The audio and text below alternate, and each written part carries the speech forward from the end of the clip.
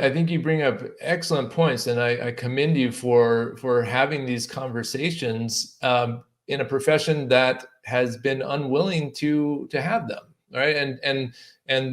Because the colleges don't let the students know, hey, just so you know, the profession is in a state of civil war, and we're vying for dominance of our particular brand, and that's not being conveyed, and so. I mean, I remember walking into chiropractic college. My chiropractor told me, okay, you're not going to learn chiropractic at LACC, but you'll learn it afterwards, right?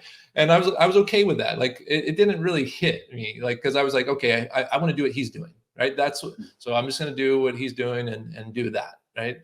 And but that statement, just the fact that chiropractors are telling people that's wild, right? That's a wild statement. Oh yeah, you're not going to learn chiropractic at the chiropractic college where you're going to get a doctorate of chiropractic degree.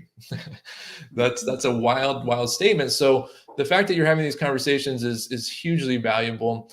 It should be a prerequisite for anyone going into the profession so they can decide whether this is something that they really want or not. Not everyone's cut out for this. We're talking about still a young profession, relatively. Like, I mean, in the scheme of things, 125 years old.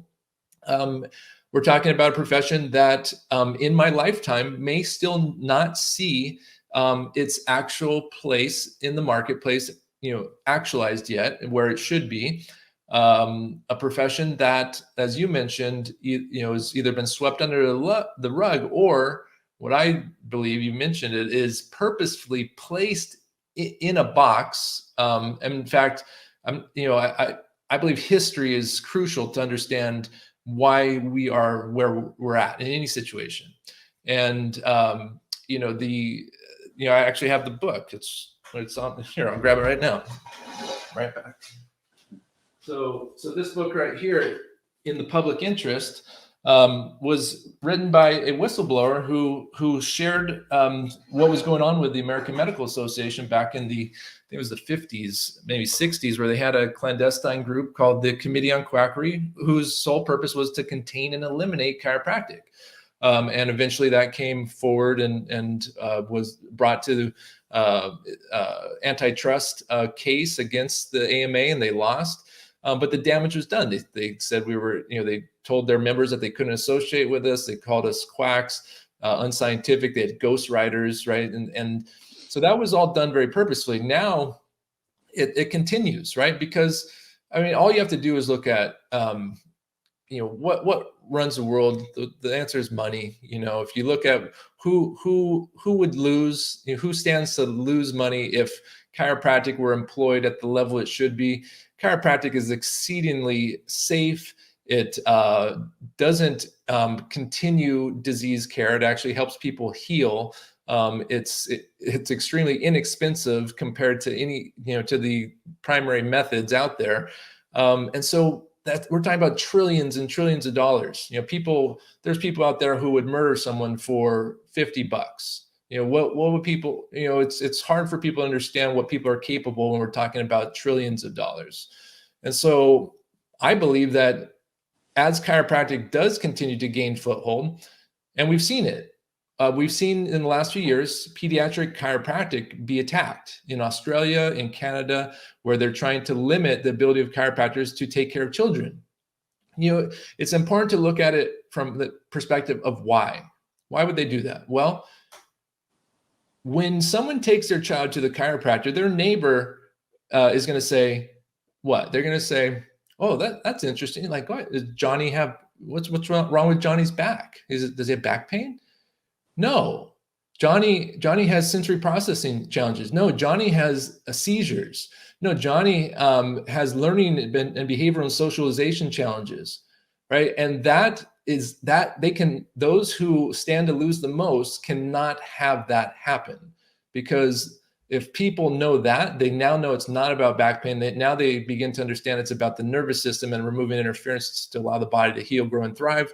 And that flips everything upside down. And so that's why they're attacking pediatric chiropractic, because that's the largest growing segment of patients entering chiropractic offices, because parents want results in an increasingly sick world where their children are suffering. And so, that's what you and we're inside, and anyone listening to this is going to be entering into. I believe that as we continue to increase the demand, that we'll see greater attacks on our profession. I mean, it would be only natural, I love studying history and studying the art of war. And because this is a battle for humanity. It's a battle for over the rightful place of true health care in a primarily sick care system, a pathogenic model versus the salutogenic model. There's a battle, and we are vastly under resourced. We're outnumbered massively, in terms of number of people, financially, all these things. So I'm here always when I'm out speaking. I'm not looking for rank and file individuals. Rank and file individuals in a profession like ours, it eats away at their emotional and spiritual core. And if they're not in this thing for the right reasons, and not like true purposely driven, like this is their mission, then that will destroy them oftentimes. And I'm looking for generals. I'm looking for people who recognize that and want to dedicate their lives to something bigger than themselves, knowing that it may not be accomplished in our lifetime. I'm totally okay with like our ultimate purpose not being achieved in this lifetime, but I'm very good with continually working towards that, to move this thing forward, to be part of the collective body, moving this thing to the next level where it needs to be.